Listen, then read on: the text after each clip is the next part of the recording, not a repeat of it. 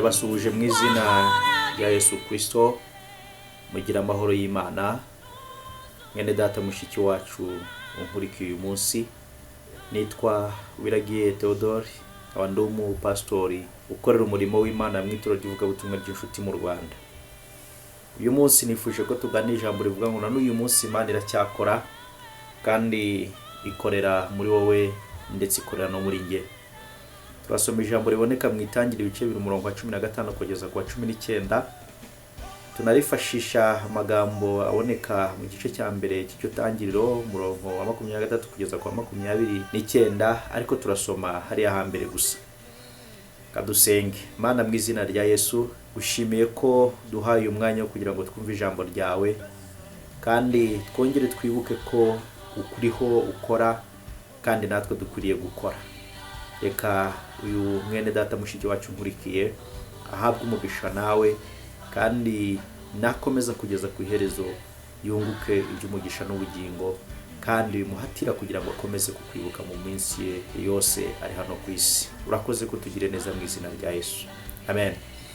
Kadusome rero Itangiriro ibice 15 kugeza ku 19. Haravuga ngo Uwiteka Imana ijyana wa muntu imushyira muri iyo ngobyi yo muri Edeni ngo ahingire ibirimo ayirinde. Uwiteka Imana yamutegeka iti, ku giti cyose cyo muri iyi ngobyi ujye urya imbuto zacyo uko ushaka, ariko igiti cy'ubwenge bumenyesha icyiza n'ikibi ntuzakiryeho, kuko umunsi wakiriyeho no gupfa uzapfa. Kandi Uwiteka Imana iravuga iti, si byiza ko uyu muntu aba wenyine, reka muremere umufasha umukwiriye. Uwiteka Imana irema mu butaka amatungo yose n'inyamaswa zo mu ishyamba zose n'inyoni n'ibisiga byo mu kirere byose, ibizanira uwo muntu ngo imenye uko abyita, kandi uko uwo muntu yise ikintu cyose gifite ubugingo aba ari ryo riba izina ryacyo. Imana ishimwe cyane. Turibaza ibibazo bikurikira. Ese muri iyi minsi Imana yatanze yo gukorera inshingano za Kristo mu ngi wacu ndi kuzikora nte? Aho Covid ntiyatumye nta inshingano zanjye za Kristo. Ndagira ngo dukomeze rero kumenyesha ko Imana itaguhaye konje. Imana iracyakora kandi ishaka ko nawe ukomeza gukora inshingano yaguhaye gukora muri iyi si. Tugendeye aho tumaze gusoma, ndagusaba kwibuka ibi bikurikira. Imana imaze kurema umuntu yamuhaye gutegeka ibyo yaremye byose, imuha ubwo bushobozi. Mu ijambo rimwe yamugize igisonga cy'ibyo yaremye muri iyi si. Ese inshingano ze zari izihe? Ya mbere, gufata neza ibyo agabiwe. Mu ndimi z'amahanga ni to take care, kubyitaho rwose. Bya kabiri, kwari ukurinda ibyo aragijwe, to protect. Ya gatatu, kubikorera, kubibyaza umusaruro mu buryo buhesha Imana icyubahiro. Hariya twasomye ngo ni ukubihingira. Nibyo nise kubikorera, kubibyaza umusaruro mu buryo buhesha Imana icyubahiro. Ibi nibyo bikubiye mu ijambo rimwe ryo kubitegeka, ririmo kubyimenyereza no kubiyobora. Imana ishimwe cyane. Mu bisanzwe igisonga gihabwa inshingano na shebuja. Umuntu nawe yahawe gutwara isi nk'inshingano ari munsi y'ububasha bw'Imana. Shebuja w'umuntu ni Imana, kandi uwahawe inshingano aba ahawe n'ububasha bw'umukuriye bwo gusohoza izo nshingano. Ariko mumenye ko uwamuhaye inshingano ntahaba yagiye, n'igihe cyose ashobora kumwaka izo nshingano, kandi abamwitegereza uburyo azishyira mu bikorwa. Iyo usomye umurongo wa 19 w'igice cya kabiri aho twasomye, ubona ko umuntu yakoze inshingano ze yita amazina iby'Imana yaremye byose, ibiti by'ubwoko bwose, inyoni n'ibisiga, amatungo n'inyamaswa, n'ikindi kintu cyose gifite ubuzima.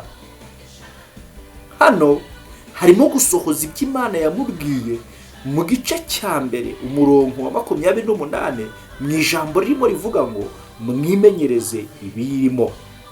Nshuti z'Imana, ubusabane n'ubucuti mu byaremwe bwasabwe uhereye isi kiremwa, kandi bugaragara ko no mu butware, mu buyobozi no mu nshingano, ubusabane nibwo bugomba gushyirwa imbere.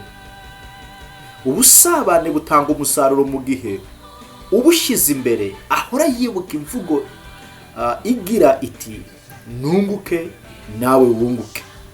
Imana idufashe cyane, kuko mu gukora inshingano ntihagomba kubaho gutinya cyangwa gutinywa. Aha rero Adamu yashohoje ubusabane bwe n'ibyaremwe, kandi arabyimenyereza kuko ntiyashoboraga kubyita amazina atabanje gusabana nabyo ngo amenye imikorere yabyo, ibyo bikunda, imbaraga zabyo, ubwiza bwabyo n'urugabano rwabyo. Dore ko hari imvugo ivuga ngo izina ni ryo muntu. Mbega agaciro Imana yahaye umuntu, gutegeka akanita amazina ibyo yaremye ni iby'igikundiro. Birumvikana ariko umuntu yaremwe mu ishusho y'Imana, n'ubusanzwe igisonga cyiza gihabwa agaciro na shebuja.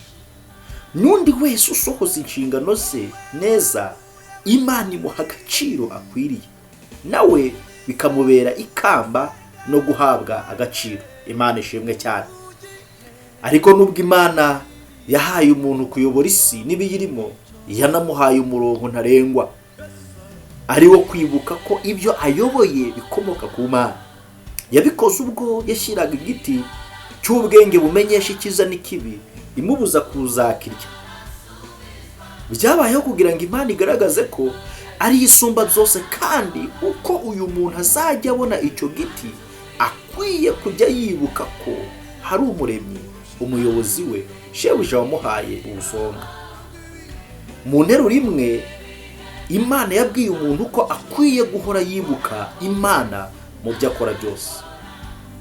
None se mwene data, ahari Imana ntiyaba yaratanze umurongo ngenderwaho muri iyi minsi ngo irebe ko tuyibuka, tukanibuka inshingano yaduhaye nubwo tutari guterana mu rusengero? Ahari ngo irebe ko ibyo wakoraga uri mu rusengero, mu masengesho, muri korari, mu bihe by'ivugabutumwa n'ibindi, ko wanabikora uri iwawe, ngo ahari irebe ko wayubaha utari no mu rusengero, ko wasohoza inshingano zawe naho abantu batakureba, perezida wa korari atakureba, aho pasitori atari, aho nta mukuru w'itorero ukureba, aho udakorera ku ijisho. Ibaze, nanjye ntibaze, kuko icyahindutse naho gukorera izo nshingano, ariko ntabwo inshingano zavuyeho.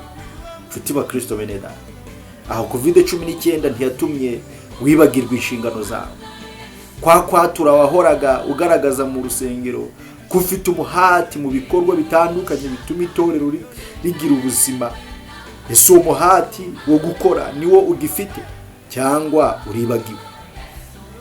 Kankwibutse mu gitabo cya 2 Timoteyo yandikiye ibice 4:2, havuga ko umwete wacu wo gukora inshingano zacu udakwiye kubura, yaba mu gihe gikwiriye ndetse n'ikidakwiriye. Dukwiye gukora, twaba turi mu rusengero cyangwa tutarurimo, duterana cyangwa tudaterana. Umwete wacu wo kubaha Imana no gusohoza inshingano yaduhaye ntukwiye gukurwaho na COVID-19, ntukwiye gushyira rwose. Twibaze, umwete wawe urihe? Ugeze ku kihe kigero cyo gusohoza inshingano zawe nk'umukristo? Nizihe nshingano waretse? Tangira uzikora, umenye n'ikigero ugezeho, wongere mu gukora izo nshingano, umenye ko haba mu mugisha. Nyuma y'igihe kirekire Adamu yita amazina ibindi biremwa, Imana yamwituye kumuha umufasha. Nshuti z'Imana, haranira gukora inshingano wagabiwe n'Imana mu itorero ryayo nk'umukristo, kuko mu kuzikora harimo umugisha. Haleluya. Turangiza, ongera wibaze kuri ibibazo. Umwete wanjye urihe? Ese ngeze he? Ngeze ku kihe kigero cyo gusohoza inshingano zanjye nk'umukristo? Mbifurije ubuzima bwiza bwuzuyemo kubaha Imana, ahagaragara n'ahatagaragara, kandi musohoza inshingano Imana yabahaye mu izina rya Yesu Kristo. Amen.